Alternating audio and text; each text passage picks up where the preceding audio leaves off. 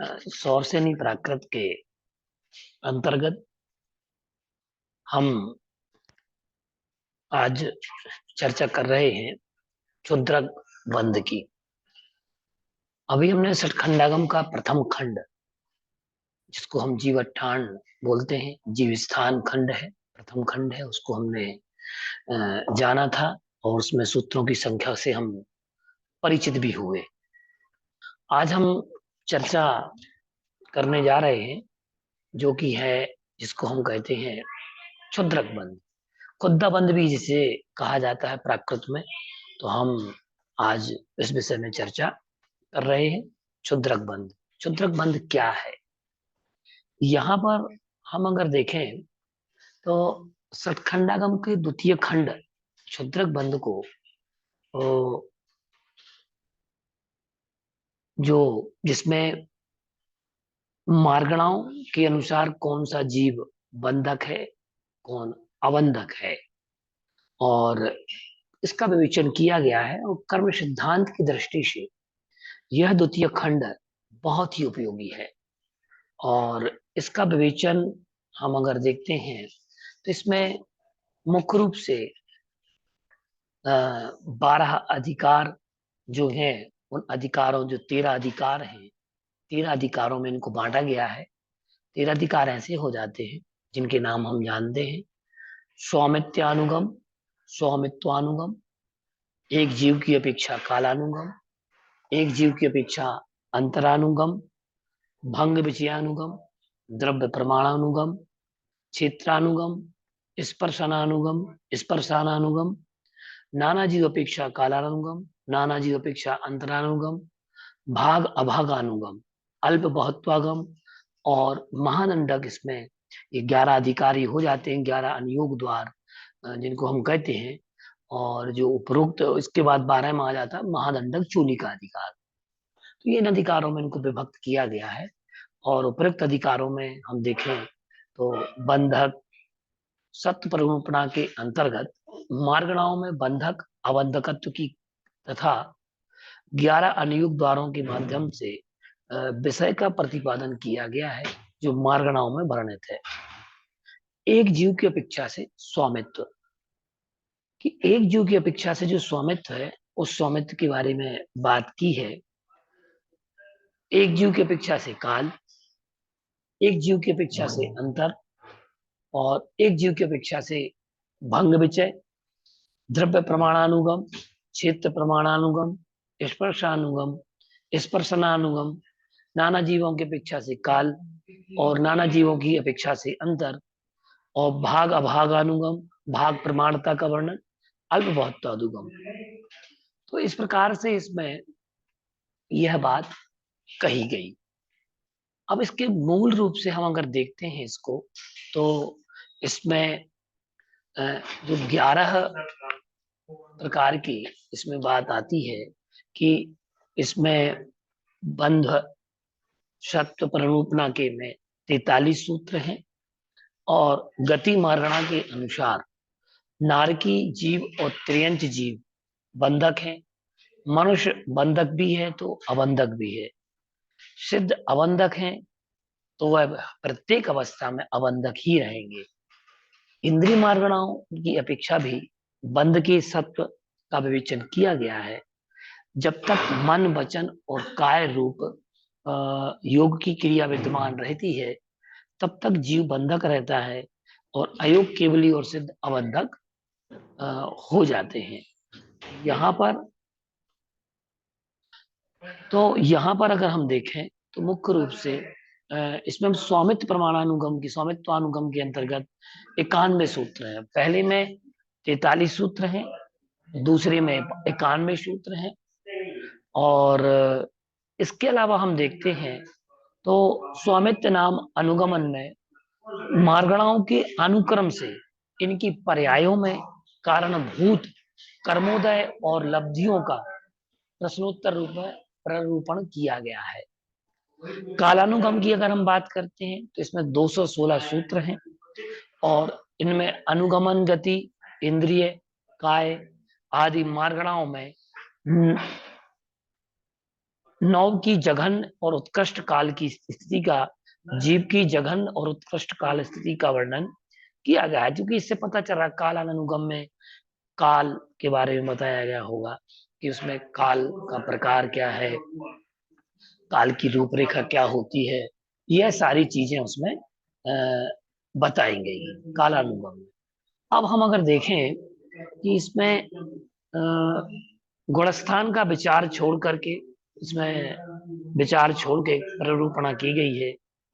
अंतर प्ररूपणा में हम अगर देखें तो इसमें 151 सूत्र है। अपन ने एक सूत्र पढ़ा है तत्वार सूत्र में कि जो काल अंतर आदि है वह सब इसमें वर्णित है। तो बहुत अल्प बहुत है, क्षेत्र है, काल है, तो ये सब क्रम से इसमें वर्णित किया गया है। और इसमें जघन्य और उत्कृष्ट अंतर काल बतलाया गया है कि जघन्य और उत्कृष्ट काल क्या होता है, इस बारे में यहाँ पर बताया गया है। और जिसमें हम देखते हैं कि सत संख्या छेद स्पर्शन कालांतर बहाल भावाल्प बहुत भविष्य। तो अंतर क्या है? अंतर किसे कहते हैं? विरह काल को हम अंतर कहते हैं। तो जो विरह काल है, विरह काल से तात्पर्य ये है कि जो विरह काल, कैसा विरह काल, जो बीच का काल है उसको हम अंतर कहते हैं। और इसके अलावा हम अगर देखते हैं तो इसमें 151 सूत्र हैं।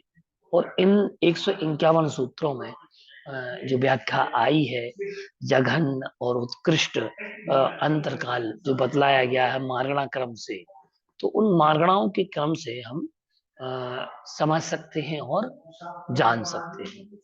भंग विचय में 23 सूत्र हैं, जिसमें 23 सूत्रों के हैं, जिनमें मार्गणाओं में कौन से जीव सदैव रहते हैं, कौन से जीव सदैव रहते हैं और कौन से जीव सदैव नहीं रहते हैं, ये बात की गई है किसमें?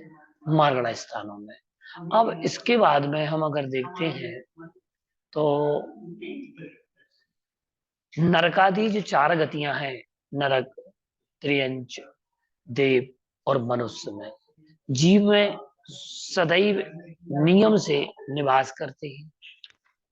जो नरक आदि चारों गतियां हैं, गतियों में जीव सदैव नियम से वास करते हैं।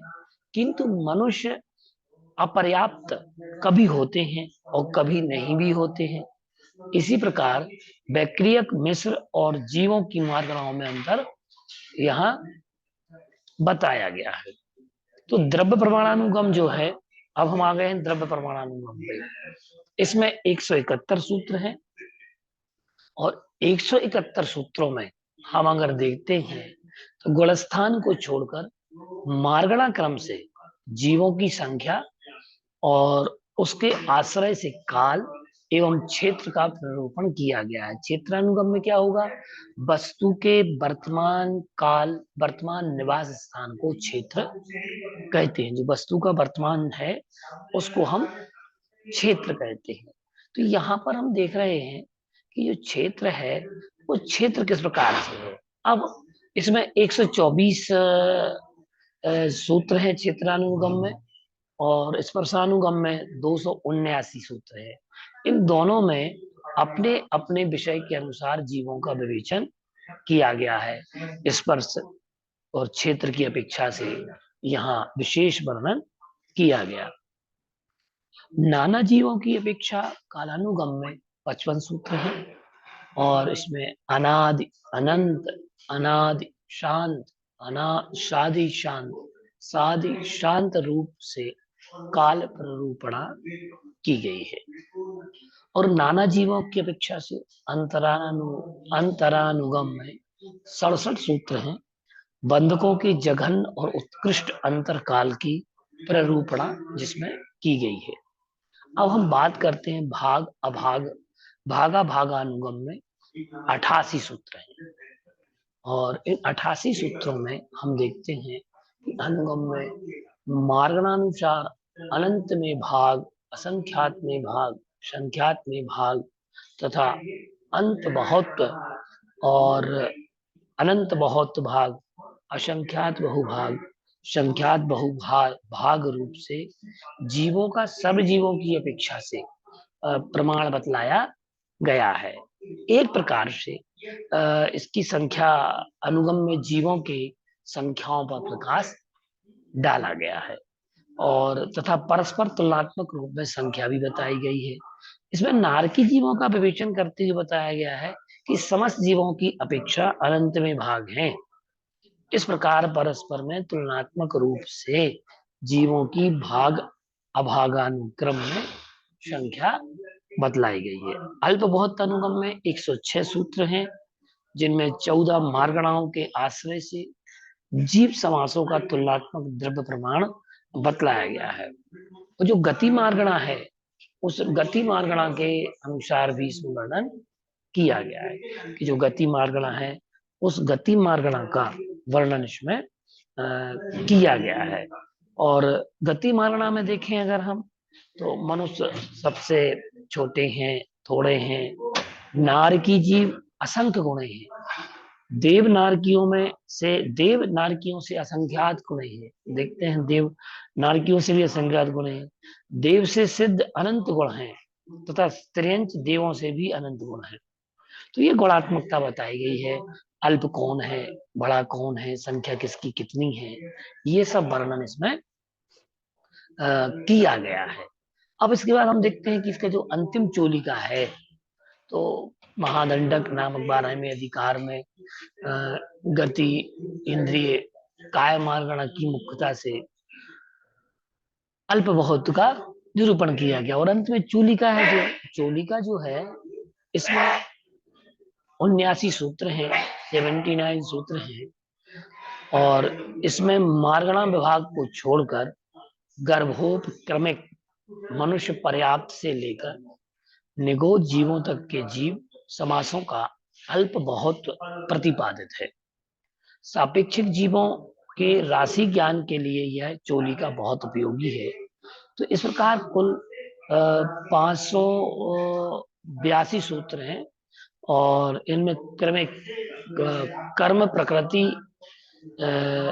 प्रारब्ध के बंधक अधिकार के बंधक, बंध, बंधनीय और बंध विधान नामक 4 अनुयोगों में से बंधक का निरूपण किया गया है। इसे क्षुद्रक बंध कहने का कारण यह है कि महाबंध की अपेक्षा यह बंध प्रकरण छोटा है।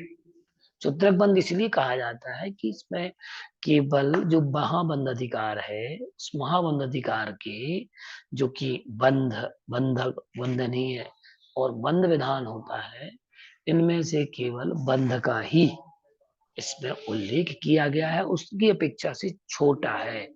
छोटा से अर्थात यहाँ पर क्षुद्र है, तो इसलिए इसे क्षुद्र का अधिकार कहा जाता है।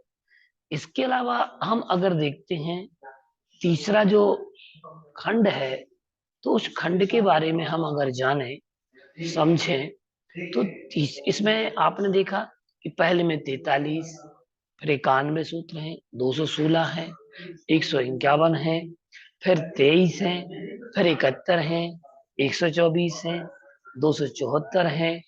तो इस प्रकार से कुल टोटल 1582 सूत्र बन जाते हैं। और तृतीय जो बंध स्वामित्व विचय खंड है, ये बंध स्वामित्व विचय खंड मुख्य रूप से हम देखें तो इसमें कर्म सिद्धांत की दृष्टि से बंध स्वामित्व विचय नामक जो खंड है, तीसरा खंड है षटखंडागम का, तो ये कर्म सिद्धांत की दृष्टि से अत्यंत ही महत्वपूर्ण है। और जिसमें हम अगर देखें तो इसमें बंदोदय, विच्छेद, सोदय, परोदय, शांतर, निरंतर, सतप्रत्यय, अप्रत्यय, गति, संयोग और गति स्वामित्व, बंधाध्वान, बंध विक्षुप्ति, स्थान, सादि अनादि व ध्रुव अध्रुव बंधों की अवस्थाओं का वर्णन किया गया है। तो इसमें देखें तो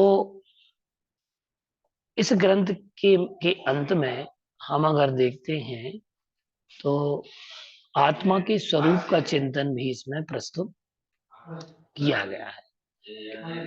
और इसमें 148 कर्म प्रकृतियों की रहतता से युक्त 148 सूत्रों की रचना भी इसमें हमें प्राप्त होती है। और जो जीव को आर्त ध्यान, रौद्र ध्यान से बचा करके आत्म कल्याण की ओर ले जाता है। तीसरे खंड में बंध के स्वामी का विचार किया गया है, क्योंकि इसका नाम क्या है, बंध स्वामित्व विचय। तो बंध स्वामित्व विचय से तात्पर्य ये है कि इसमें बंध का स्वामी कौन है, किसे बंध हो सकता है, किसे बंध नहीं हो सकता। तो इसमें बंधाधिकार की बात की गई है। और अगर आप लोगों को अगर इस विषय जटिल लगे तो आप लोग तत्वार्थ सूत्र का जो 6 सप्तमे ही आसव 8वें बंधनाय दो 8वां अध्याय जो है वह पूरा का पूरा बंधाधिकार से संबंधित है कि किस किस को कैसी कैसी आयु आदि का बंध हो सकता है, बंध के कारण क्या हैं। ये आप लोग समझिए कि बंध के कारण कौन कौन से हैं। कोई बताएगा कि बंध के कारण कौन से हैं। इसमें विचय शब्द का अर्थ है विचार, मीमांसा और परीक्षा। तो बंध स्वामित्व विचय से होगा, बंध का स्वामी कौन है, उस जिसका विचार इसमें किया गया है। सो इस अधिकार का नाम बंध स्वामित्व विचय अधिकार रखा गया। कौन सा कर्म बंध किस गुण, स्थान और मारणा में संभव है, अर्थात कर्मबंध के स्वामी कौन से गुण स्थानवर्ती और मारणा स्थानवर्ती जीव हैं। इस खंड में कुल 324 सूत्र हैं और इसके आरंभ के 42 सूत्रों में गुणस्थानानुक्रम से कर्म प्रकृतियों का बंध, उदय, सत्व और विच्युति, ये बात यहाँ पर की गई है। बंध, उदय, सत्व और विच्युति। अब कोई बताएगा कि बंध के कारण कितने होते हैं? 5 होते हैं, मिथ्या दर्शन, विरत, प्रमाद, कषाय। प्रमाद, कषाय और योग बंध। अच्छा, मतलब सर 5 होते हैं, मिथ्या दर्शन, हाँ, आवृत्ति, प्रमाद, कषाय और योग। अच्छा, ये बंध के कारण है। किसके? बंध। तो बंध के कारणों में मिथ्या दर्शन हो गया, अविरति हो गया, प्रमाद हो गया, कसाय और योग। ये 5 कर्म बंध के मुख्य आधारभूत है। हम अगर इनको देखते हैं तो जो बंध है, बंध को कैसे समझेंगे? जैसे कहा, जैसे अतत्वों का श्रद्धान करना, तो तत्व क्या है फिर? अतत्व है तो अतत्वों का श्रद्धान। वन अधिनियम, हम्म? वन अधिनियम रेखा नंबर में है ना, इसी का खा वन क्या? अधिनियम डाल के लिखो। हमें समझ में नहीं आ रहा, ये साउंड की आवाज ज्यादा आ रही है इसमें।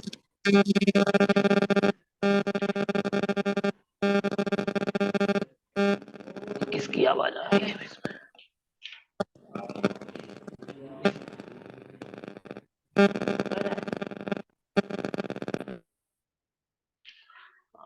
अब हुई आवाज क्लियर। तो जो मुख्य रूप से, बबीता जी अपना माइक बंद करें, उसमें आवाज आ रही है। हाँ, तो जो बंध है, बंध आप समझ गए कि जो तत्व क्या है, तत्व कितने हैं? अगर हम बात करें तो तत्व कितने हैं? 7 होते हैं, 7। हाँ जीव, अजीव, आश्रम। हाँ, जीव, अजीव, आश्रव, जीव, अजीव, जीव, जीव हो गया, अजीव हो गया। तो जीव किसे कहते हैं आप लोग? जिसमें चेतना पाई जाती है। ज्ञान जानने दर्शन देखने की शक्ति है। चैतन्य लक्षणों जीवा, चेतना लक्षणों जीवा, जिसमें ज्ञान दर्शन और चेतना शक्ति पाई जाती है वह जीव है। जो इसके विपरीत है सो वह क्या है? अजीब। अजीव। तो मुख्य रूप से हम अगर इसको देखें बंधाधिकार को, बंधाधिकार में किसका वर्णन है? बंध का। तो बंध के कारणों की हम बात कर रहे हैं। तो बंध के जो कारण हैं वो मुख्य रूप से मिथ्यात्व है, जिसमें हम ग्रहित मिथ्या दर्शन, अग्रहित मिथ्या दर्शन और ये दो मुख्य हो गए। ग्रहित से तात्पर्य क्या है? तो दूसरों के उपदेश से जो आतत्व का श्रद्धान होता है वह ग्रहित है, और अग्रहित परोपदेश के बिना, ग्रहित से तात्पर्य क्या? जो ग्रहण कर लिया जाए, और वो हो गया ग्रहित। अग्रहित जो स्वभाव से ही है, पर के उपदेश के बिना ही हम अपनी व्यक्तिगत धारणाएं बना लेते हैं, मिथ्यात्व कर्म का उदय आता है, तब वो अग्रहित हो जाता है। फिर इसके अलावा कहा विपरीत एकांत विनय के संशय अज्ञान कुनय के। तो ये मिथ्या दर्शन के 5 भेद और भी हैं: एकांत, विपरीत, संशय, वैनयिक और अज्ञान। तो एकांत में क्या करते हैं? एकांत में मिथ्या दर्शन के अंतर्गत अनेक धर्म स्वरूपों का एक धर्म रूप श्रद्धान होने से एकांत मिथ्या दर्शन है। जैसे वस्तु अनित्य ही है तो या नित्य ही है, सत्य ही है या सत्य ही है, ये श्रद्धान करना। फिर विपरीत में क्या करते हैं? परिग्रह से सहित भी गुरु हो सकते हैं, केवली कबलाहार करते हैं, स्त्री को भी मोक्ष मिल सकता है, ऐसे उल्टी विपरीत बातें करना।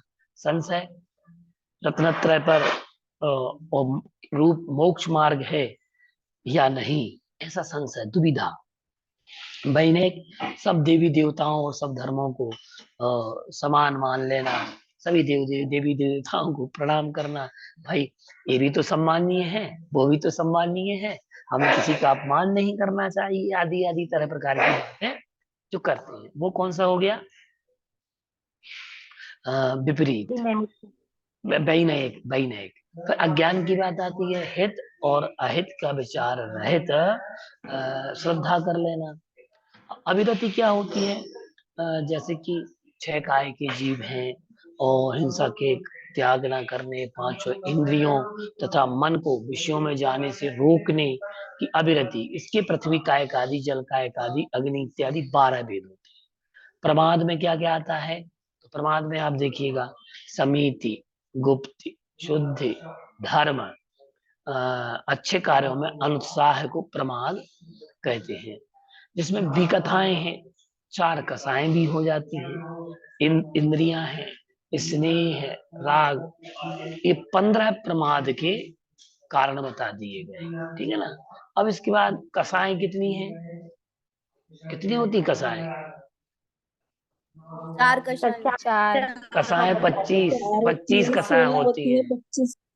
ठीक है ना? आत्मा को जो अच्छा, वो कसता है, प्रत्येक दुख देता है, 16 कसाय, 9 कसाई, 25 कसाय हो जाती है। योग, मन, वचन और काय, तो इसके 15 भेद कर दिए। 4 मनोयोग, 4 वचन योग और 7 काय योग। तो ये इस प्रकार से ये इसके कारण बंध का लक्षण क्या है? सा कसाय त्वा जीवा कर्मणो योग्यान पुद्गला ना दत्ते सबंधा। तो यहाँ बंध का बंधाधिकार है, और फिर बंध के भेदों का भी इसमें वर्णन मिलेगा कि प्रकृति, स्थिति, अनुभाग, प्रदेश बंध है। तो ये इस प्रकार से इस बंधाधिकार में, बंध स्वामित्वाधिकार में इन बंधों का वर्णन मिला है। प्रकृति बंध के जो भेद हैं देखें, ज्ञानावरण, दर्शनावरण, वेदनीय, मोहिनी, आयु, नाम, गोत्र और अंतराय। तो आद्यो ज्ञान दर्शनावरण वेदनीय, मोहिनी, आयुर, नाम, गोत्र, अंतराय, एक सूत्र है 8वें अध्याय का। 8वें का कौन से नंबर का सूत्र है? चौथा। चौथे नंबर का सूत्र। 14 की फोर्थ 14 की चौथा फोर्थ चौथा सर चौथा 4 नंबर का 4 नंबर का सूत्र है। चलिए ठीक है, बहुत बढ़िया।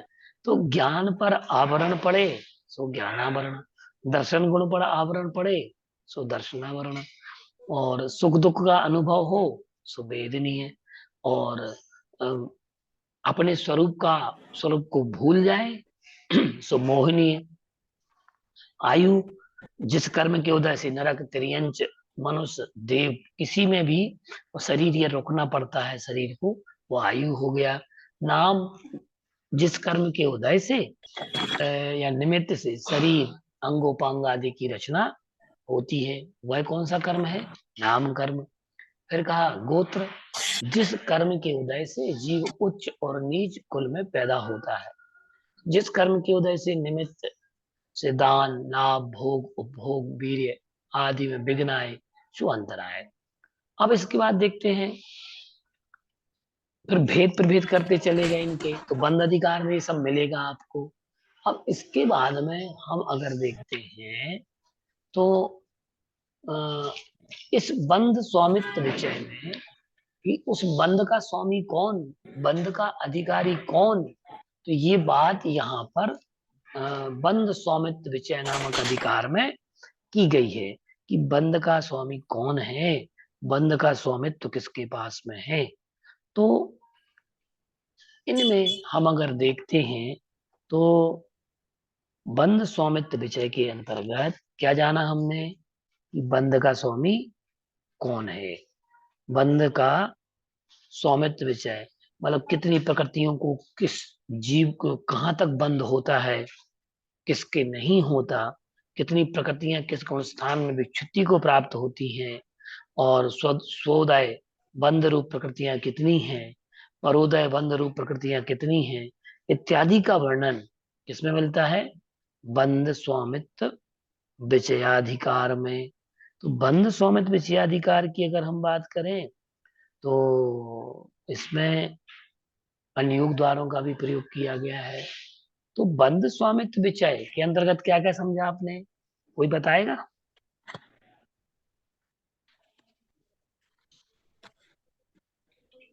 एक तो ये समझा कि बंद के कारण कौन कौन से होते हैं।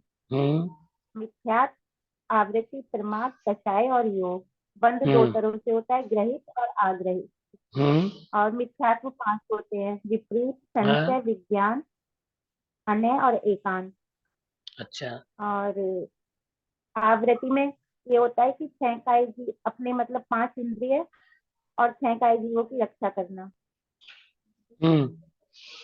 और परमाद 15 होते हैं, 5 कौन कौन से? 4 कथा होती है, 5 इंद्रियों के विषय। परमाद 15 होते हैं, 4 कथा, 5 इंद्रियों के विषय, निद्रा, स्नेह और 4 कषाय। ठीक है। और कषाय के 25 भेद होते हैं, 9 कषाय और 16 कषाय अनंत अनुबंधित, प्रत्याख्यान, प्रत्याख्यान और संजलन, क्रोध मान माया लोभ सब आ जाता है ये में। बहुत बढ़िया। अब जैसे कि हम अगर समझे कि उच्च नीच गोत्र का बंध कैसे होगा, ये आपको मालूम है? शुभ भाव से।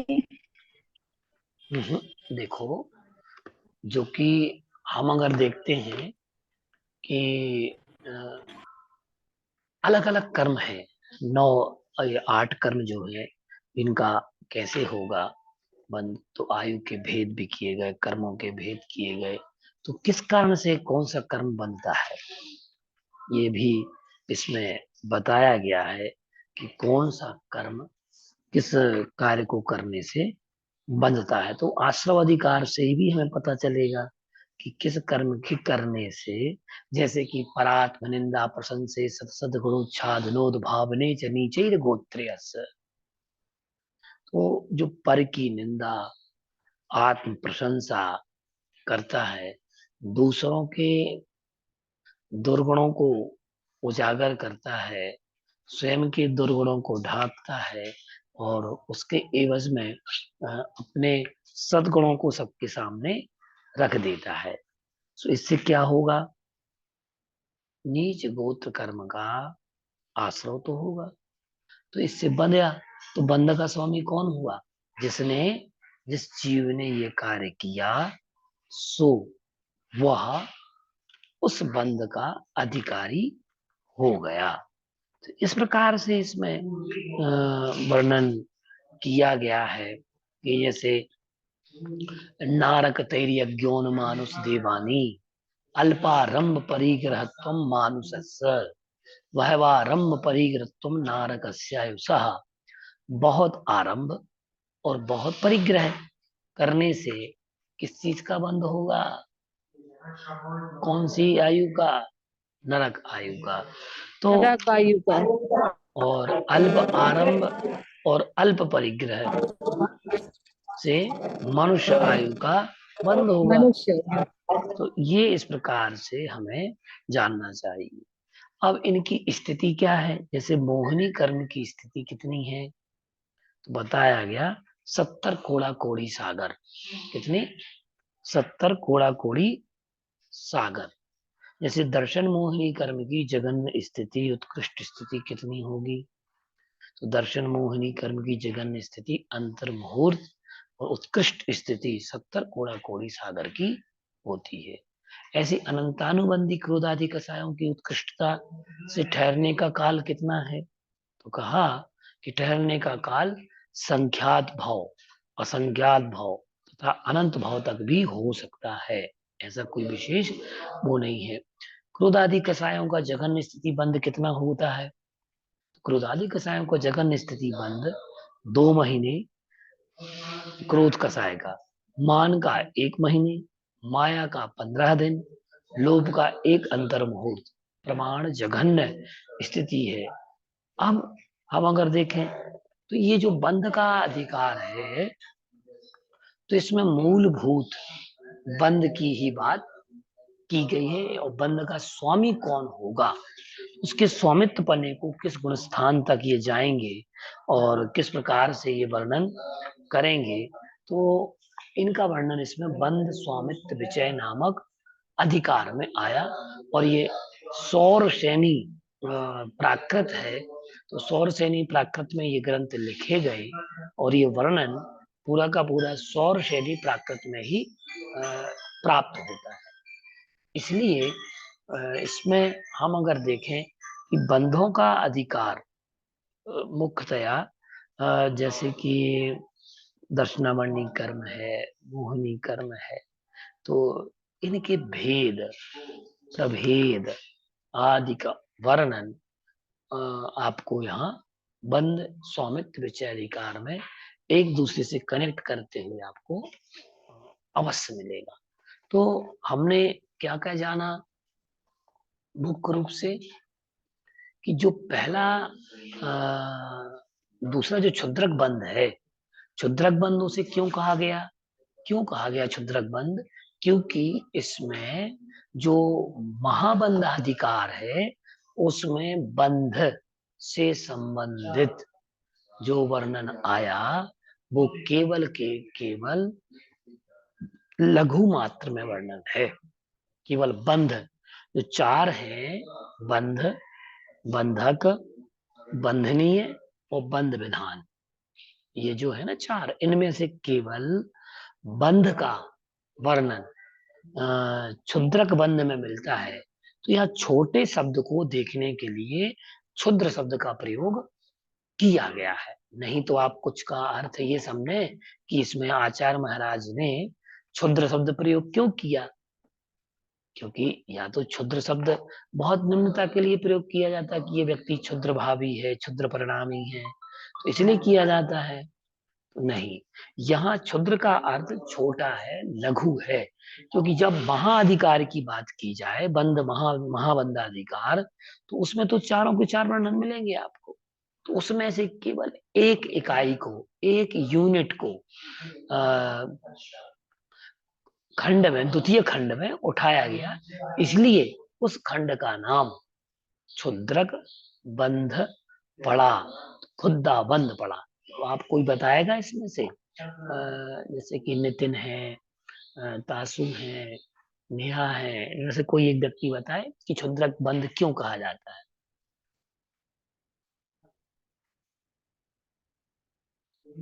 बताइए, कोई बताएगा इसमें से? अनुभूति, अर्चा, क्षुद्रक हाँ सर। बोलिए, क्षुद्रक क्यों कहा गया है इसको? सर महाबंध जो उसकी अपेक्षा इसमें सूक्ष्म वर्णन है, उसका छोटे से अभिप्राय नहीं है। निम्न ठीक, शब्द नहीं देखना, वर्णन कम की अपेक्षा से इसको क्षुद्र कहा गया है। इसलिए कहा गया। बहुत बढ़िया। अब हम बात कर रहे हैं किसकी? बंध स्वामित्व विचय। तो बंध स्वामित्व विचय जो है, इसमें आपको शब्द को पकड़े, आप शब्द को देखें। इसमें पहला शब्द बंध है, दूसरा है स्वामित्व अर्थात स्वामी, विचय का अर्थ है विचार। तो इस अधिकार में, तृतीय अधिकार में, तृतीय खंड में हम कहें, षटखंडागम का तृतीय खंड है। 6 खंडों में से जो तीसरा खंड है वो है बंध स्वामित्व विचय, जिसको बोलते हैं बंध स्वामित्व विचय। तो बंध के स्वामी का विचार जिसमें किया गया है, सो वह बंध स्वामित्व विचय है। विचय शब्द का प्रयोग विचार से है, मीमांसा से है, अर्थ से है, तात्पर्य से है और परीक्षा से है। यहाँ इन 4 शब्दों के अर्थ में हम विचय शब्द की व्याख्या कर सकते हैं। इसमें अब बात ये की गई है कि कौन सा कर्म बंध किस गुण स्थान और मार्गणा में संभव है। तो अर्थात कर्म बंध का स्वामी कौन है, गुणस्थान वर्ती और मार्ग स्थान वर्ती जीव कौन है, और इस खंड में कुल 324 सूत्र हैं। तो आरंभ में 42 सूत्रों के गुणस्थान क्रम से बंधक जीवों का प्ररूपण किया गया है। कर्म सिद्धांत की दृष्टि से यह सर्वोत्कृष्ट प्रकरण है, महत्वपूर्ण है। प्रकृतियों का बंध, जो स्थितियां होती हैं कर्म की, एक तो बंध होता है, फिर उदय होता है, सत्व सत्ता में होता है, बंध विच्युति होती है, बंध का छेदन होता है, बंध को तोड़ता है। तो इसका विस्तृत विवेचन आपको इस अधिकार में तृतीय नाम की तृतीय खंड में, षटखंडागम के तृतीय खंड में आपको प्राप्त होगा। इस प्रकार से आज हमने षटखंडागम के 3 खंडों को जाना। अभी तक की कक्षाओं में हमने, पहली कक्षा में हमने पहले खंड को जाना था, जो